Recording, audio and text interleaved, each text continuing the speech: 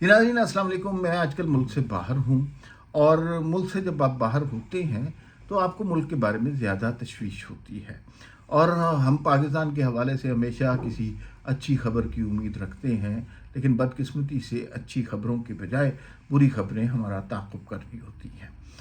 मैं जिस मुल्क में हूँ वहाँ पर हर जगह, और ज़ाहिर है जब आप मुसाफिर हों तो हर जगह आपके पास इंटरनेट अवेलेबल नहीं होता, हर जगह आपके पास वाईफाई कनेक्शन नहीं होता। तो मैं ख़बरों से कोई तकरीबन 24 घंटे दूर रहा, तो मुझे नहीं पता था कि पाकिस्तान में क्या हो रहा है, कैसे हो रहा है, क्या ब्रेकिंग न्यूज़ चल रही।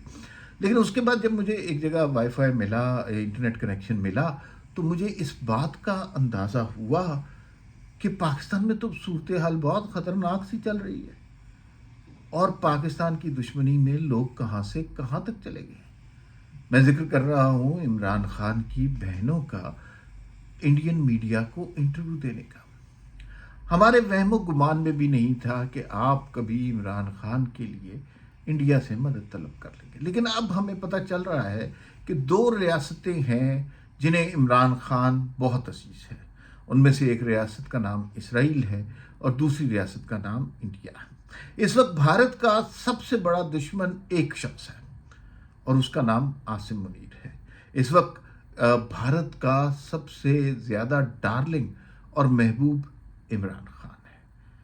इस वक्त आसिम मुनीर जो भारत का सबसे बड़ा दुश्मन है, उसके खिलाफ सबसे बड़ी कैंपेन इमरान खान का कैंप कर रहा है। अब अगर आप ताने से ताना मिलाएं, अब अगर तमाम कोनों को जोड़ें, तो आपको पता चल रहा है कि ये जो कैंपेन चल रही है ये हुकूमत के ख़िलाफ़ नहीं है, ये रियासत के ख़िलाफ़ है, ये पाकिस्तान के ख़िलाफ़ है। और इसके ऊपर रियासत बहुत अरसा खामोश रही है, अब भी अगर खामोश रहे तो मामलात मज़ीद ख़राब हो जाएंगे। मैं आपको थोड़ी सी तफसीलात बताता हूँ। ये कोई पहली दफ़ा ऐसा नहीं हुआ कि तहरीक-ए-इंसाफ़ ने इस तरह की कैंपेन की हो।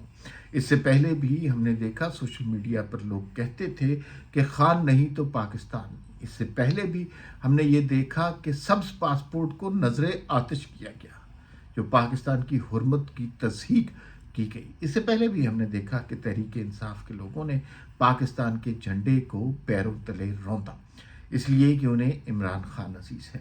अब जो मरहला आ गया है ये उससे ज़्यादा तशवीश वाला है।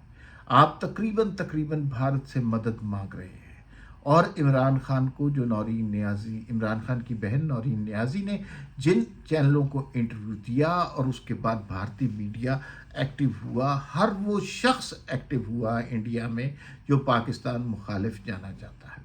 दुनिया भर में पाकिस्तान की मुखालफत करने वाले इमरान खान के परचम तले इकट्ठे होते जा रहे हैं। ये मामला गंभीर होता जा रहा है, दिन ब दिन इसके मज़मरात हमारे सामने आते जा रहे हैं। नौरीन नियाज़ी ने जो इंटरव्यू दिया उसको अर्नाब गोस्वामी ने उठाया, उसको ANI ने उठाया, उसको हर वो चैनल उठा के अपने क्लिप्स बना के शेयर कर रहा है जो पाकिस्तान मुखालिफ रहा है। और अगर अर्नाब गोस्वामी जैसे लोगों से मदद तलब करनी है इमरान खान की रिहाई के लिए तो फिर तो डूब मरना चाहिए। इमरान खान से मुलाकात नहीं हो रही, असल कज़िया ये है, पहले भी नहीं हुई। ये रियासत के इख्तियार में है कि किस कैदी से मुलाकात होती है और किस कैदी से मुलाकात नहीं होती। आप रियासत को गाली दें, आप आसिम लॉ के नारे लगाएं, आप आर्मी चीफ फील्ड मार्शल की तज़हीक करें और उसके बाद कहें कि हमें इजाज़त क्यों नहीं दी जा रही। मासूम सा मुँह बनाकर कह दें, ये नहीं हो सकता।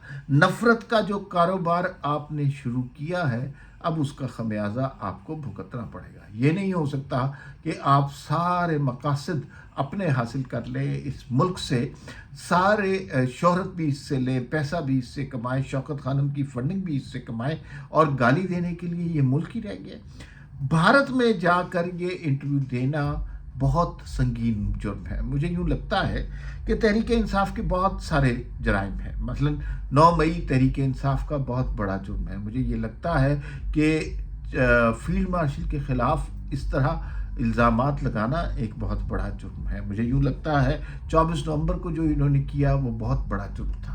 लेकिन जराइम की इस फ़हरिस्त में सबसे ऊपर नाम जो है वो इस बात का आएगा कि इमरान खान की बहन ने भारत जाकर इंडिया से मदद तलब की इमरान खान की रिहाई के लिए। اور پاکستان کی برائی کی، پاکستان کی حکومت کی برائی کی. دیکھیے پاکستان میں ساری چیزیں ٹھیک نہیں ہیں، کسی بھی ملک میں نہیں ہوتی. ہم بھی بہت سی باتوں پر تنقید کرتے ہیں، کرنا چاہیے، تنقید کرنا آپ کا بنیادی حق ہے، اور اس کے اوپر آپ کو، لیکن وہ وطن کے ساتھ کرنی چاہیے.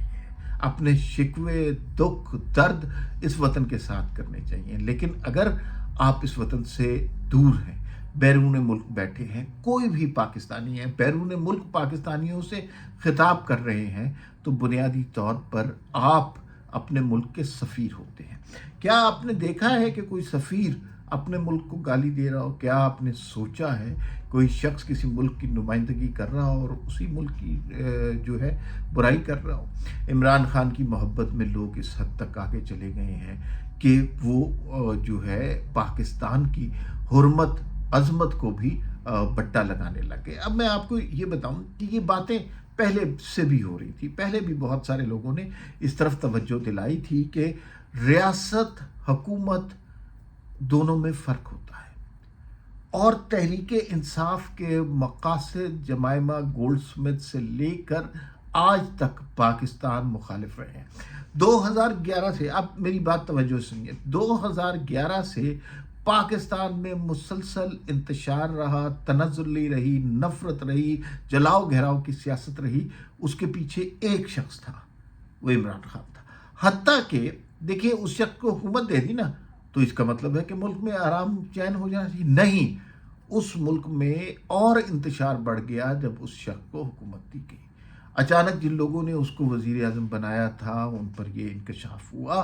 ان سارے لوگوں کی غلطی ہے کہ جنہوں نے سمجھا کہ عمران خان شاید اس قوم کا مسیحا بن کے اترے گا، ان کو سزا ملنی چاہیے. لیکن جن لوگوں نے پھر آگے اس کو کریکٹ کیا، ان کے خلاف سب سے زیادہ گالی عمران خان نے دی. اپنے محسنوں کو نفرت کا نشانہ اگر کسی نے بنایا اس سماج میں تو عمران خان نے بنایا. اب ریاست کو کچھ ایکٹ کرنا ہوگا. دیکھیے یہ بات بہت بڑھ گئی ہے. اب بھارت کے حوالے سے ہمیں کچھ سنجیدگی سے سوچنا پڑے گا. کیا جو لوگ پاکستان میں رہتے ہیں انہیں یہ عادت، یہ اختیار ہونا چاہیے کہ وہ بھارت میں میڈیا پر بیٹھ کر وہاں پر گالی دے سکیں پاکستان کو؟ میں آپ کو اپنی چھوٹی سی مثال دیتا ہوں. میرا اس سارے قضیے، مجھے بہت سے بھارتی چینلز نے کئی دفعہ انوائٹ کیا اور کہ آپ ہمارے ٹاک شو میں آئیں. پاکستان میں کوئی ٹاک شو ہوتا ہے ہم اس میں شوق سے جاتے ہیں، سیاسی طرز کا بیانیہ ہوتا ہے تو اس پہ بات کر لیتے ہیں. آپ حق میں کچھ بات کرتے ہیں لیکن مخالفت میں بھی کچھ بات ہو جاتی ہے. بھارتی چینلز پہ جب آپ جاتے ہیں وہ آپ کی بات سنتے نہیں، آپ کا مائک نیچے کی آواز نیچے کر دیتے ہیں، اور ارد گرد کے جو لوگ ان کے بھارت نواز تجزیہ کار بیٹھے ہوتے ہیں وہ چیخنا چلانا شروع کر دیتے ہیں. اس ہنگامے میں، اس بدتمیزی میں، اس ہڑبونگ میں کچھ پتہ نہیں چلتا کہ آپ نے کیا کہا. اس کے بعد وہ اس کو سوشل میڈیا پر چڑھاتے ہیں، اور اس کی مرضی ہے کہ وہ اپنے نام سے اس کے حوالے سے سوشل میڈیا پر کیا لکھتے ہیں. وہ یہ کہہ دیں کہ پاکستانی تجزیہ کار نے پاکستان کی مخالفت کر دی، کیونکہ چیزیں ان کے اختیار میں ہوتی ہیں. تو میں بڑا اعتراض کرتا ہوں کسی بھی بھارتی چینل پر جانے سے، اس لیے کہ وہ سازشی مکار لوگ ہیں، وہ کبھی بات آپ کی سنتے ہی نہیں ہیں. لیکن ایک بات ہے کہ عمران خان کی بہن کی بات کو جس توجہ سے سنا گیا، جس طرح پروپیگیٹ کیا گیا، وہ بڑی حیران کن بات ہے. ایسا تو کبھی نہیں ہوتا. پاکستان میں کتنے لوگ ہیں جو کشمیر میں بھارتی مظالم کے حوالے سے بات کرتے ہیں، ان کا ذکر کبھی بھی نہیں آتا. پاکستان میں کتنے لوگ ہیں جو بھارت میں نچلی ذاتوں کے ساتھ سلوک ہوتا ہے، ان کے انٹرویو کبھی نہیں چلتے. پاکستان میں کتنے لوگ ہیں کہ جو سکھ برادری کے ساتھ ظلم ہوتا ہے اس کے بارے میں بات کرتے ہیں، ان کے انڈیا چینل پہ انٹرویو نہیں چلتے.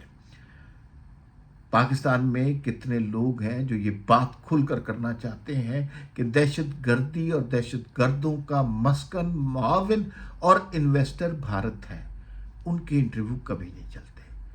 انٹرویو چلتا ہے تو عمران خان کی بہن کا ہے، جو صرف اس سماج میں آگ لگاتی ہیں، جو نفرت پھیلاتی ہیں، جو لوگوں کو یہ یقین دلاتی ہیں کہ اس ملک میں نہ کوئی قانون ہے نہ کچھ، اس لیے کہ عمران خان وزیر اعظم نہیں ہے. اور اب بہنیں خود اپنے بھائی کے متعلق یہ ریومرز اڑا رہی ہیں کہ بھائی کو قتل کر دیا گیا ہے. یہ رویہ بہت مایوس کن ہے. یہ تحریک انصاف کی فرسٹریشن کو بھی ظاہر کرتا ہے. لیکن ایک بات میں آپ کو بتا دوں، ریاست جس نہج پر پہنچ گئی ہے، اب کچھ فیصلے لینے ہوں گے۔ یہ نہیں ہو سکتا کہ بھارت سے مدد مانگی جائے پاکستان کے ایک سیاسی مجرم کو رہا کرنے کے لیے۔ فی الوقت اتنا ہی، پھر ملاقات ہوگی۔ اللہ حافظ۔